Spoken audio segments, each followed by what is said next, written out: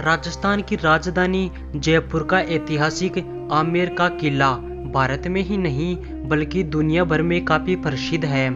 यह अरावली की ऊंची पहाड़ियों पर बसा हुआ है। मुगल बादशाह अकबर के 9 रत्नों में से एक मानसिंह प्रथम ने 1589 में इस किले की नींव रखी थी। फिर उनके उत्तराधिकारी इस किले का विस्तार और नवीनीकरण करवाते रहे। जयपुर शहर को बसाने वाले महाराजा सवाई जय सिंह द्वितीय के कार्यकाल में यह किला पूरा बनकर तैयार हो गया था। सुरक्षा के लिए इस किले के चारों तरफ ऊंची दीवार भी बनाई गई थी। आमेर किले से जयगढ़ किले तक जाने के लिए 1.5 किलोमीटर एक लंबी गुप्त सुरंग का निर्माण भी करवाया गया था। इस किले में बना शीश महल भारत का ही नहीं दुनिया का सबसे बड़ा शीश महल है। जब यहाँ मसाले जलाई जाती थी तो इन रंग बिरंगे शीशों पर रोशनी पड़ने से ये पूरा शीश महल जगमगा उठता था। साल 2013 में कंबोडिया में हुई मीटिंग के दौरान वर्ल्ड हेरिटेज कमेटी ने आमेर किले सहित राजस्थान के 5 और किलों को वर्ल्ड हेरिटेज साइट घोषित किया था। नमस्कार दोस्तों, आप देख रहे हैं द लेटेस्ट ट्रेंड 379। आज मैं आपको आमेर के किले की सैर कराने जा रहा हूँ। वीडियो पसंद आए तो लाइक कमेंट शेयर कर दीजिए। इस किले को अंबर किले के नाम से भी जाना जाता है। किसी जमाने में यह जगह मीणा जनजाति के राजाओं की राजधानी हुआ करती थी। यहाँ पर आपको कई प्राचीन मंदिर भी देखने को मिलेंगे। सामने जो यह मंदिर है वो है मीरा मंदिर। पहाड़ी पर जो ये मंदिर है वो है बद्रीनाथ मंदिर और वहाँ उस तरफ में जो है वह है जैन मंदिर। यहाँ चारों तरफ अरावली पहाड़ियाँ हैं। राजा मानसिंह के समय में इस महल में जाने के लिए ये सामने वाला दरवाज़ा उपयोग में लिया जाता था। इस महल में 4 आंगन बने हुए हैं। यह है पहला आंगन। उस समय में यह सैनिकों का परेड ग्राउंड हुआ करता था। इस महल में प्रवेश करने के 2 दरवाजे हैं। ये है सन गेट यानी सूरज पोल। सूरज की पहली किरण इसी दरवाजे पर पड़ती है। जब इस दरवाजे से राजा महल के अंदर प्रवेश करते थे तो ये जो ऊपर बड़े नगाड़े राजा के स्वागत में बजाए जाते थे।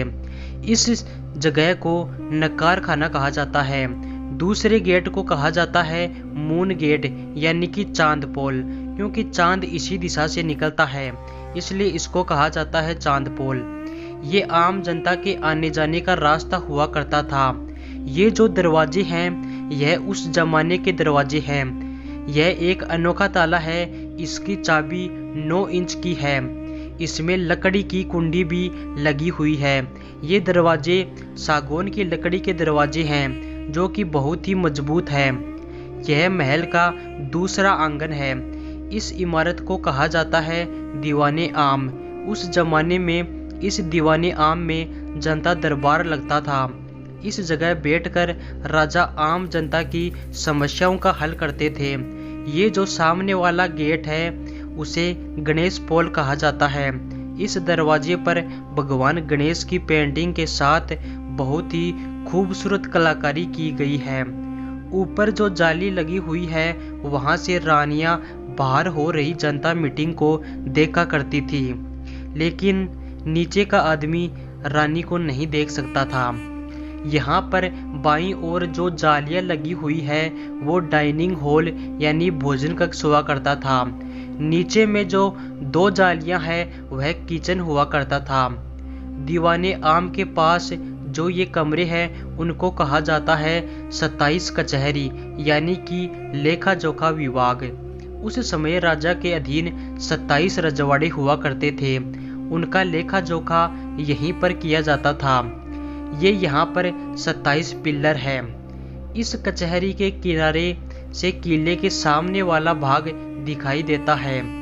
ये जो रास्ता है वो किले का मेन रास्ता हुआ करता था।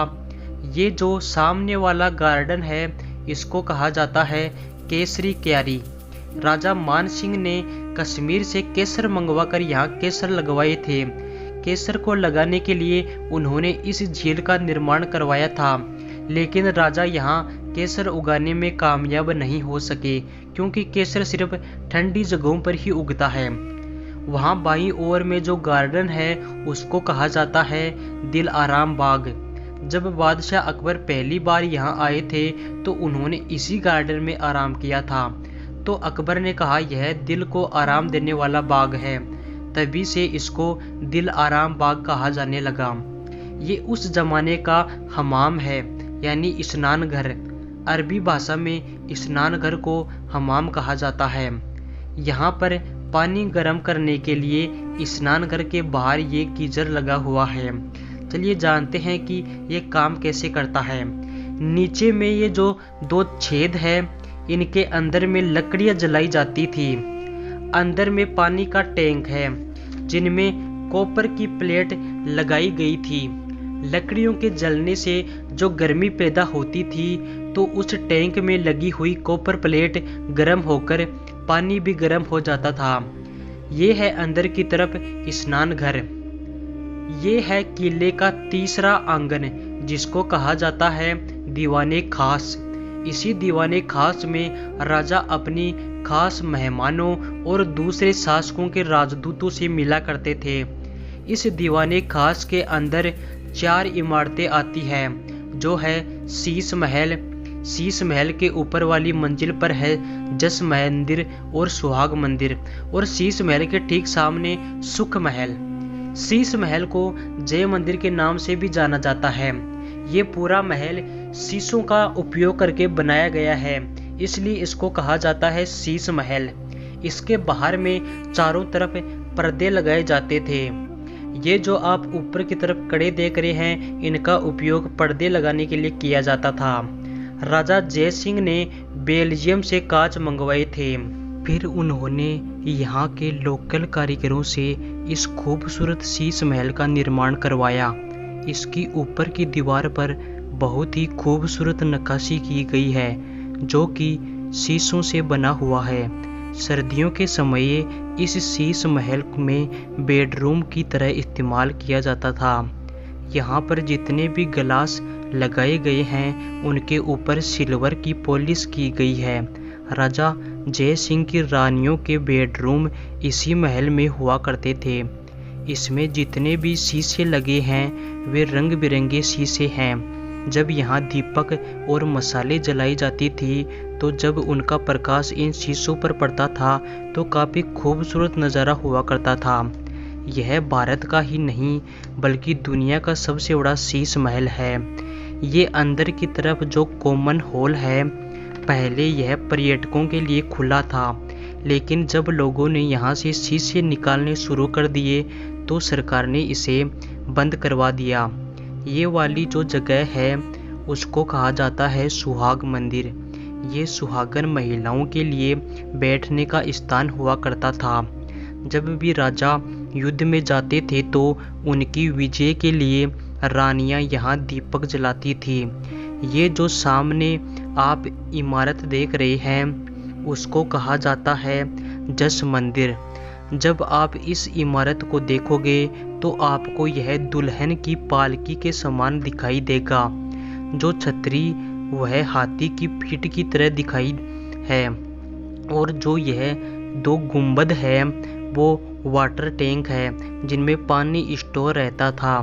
इसमें जो आप छेद देख रहे हैं वो पानी के लिए ही है, जो पाइप के द्वारा नीचे आ जाता था।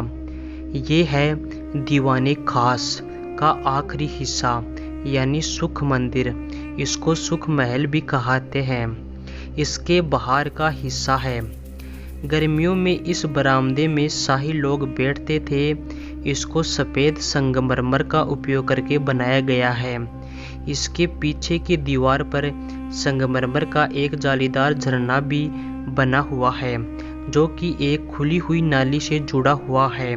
इस महल की छत पर बनी हुई टंकी से इस झरने में पानी बहता था, जिससे यहाँ का वातावरण ठंडा रहता था। इस भवन के दरवाजे चंदन की लकड़ी से बनाए गए हैं। ये है इस महल का चौथा आंगन। किले के इस हिस्से को जनाना महल कहा जाता है। राजा मान सिंह की 12 रानियां थी। उन 12 रानियों के लिए यहाँ 12 कक्ष बनाए थे। इन कक्षों में काफ़ी खूबसूरत पेंटिंग की गई है। ये जो सीढ़ियाँ हैं उनसे राजा रानी से मिलने आया करते थे। यहाँ ऊपर में जो चारों तरफ कड़े लगे हुए हैं उनमें पर्दे लगाए जाते थे। इस जगह में एक रानी के कक्ष में दूसरी रानी को जाने की अनुमति नहीं हुआ करती थी। ये जो बीच में जगह है इसमें सभी रानियां राजा से मिलती थी जब उनको कोई समस्या होती थी। तो यहाँ किन्नर पहरा देते थे क्योंकि पुरुषों को यहाँ आना मना था। इस महल में गुप्त सुरंग भी है। जब युद्ध होता था तो युद्ध में बचाव के लिए जरूरत पड़ने पर सुरंग से शाही परिवार के लोग बचकर निकल सके। तो ये था आमेर का किला। आज के लिए बस इतना ही। मिलते हैं आपसे अगले वीडियो में। धन्यवाद।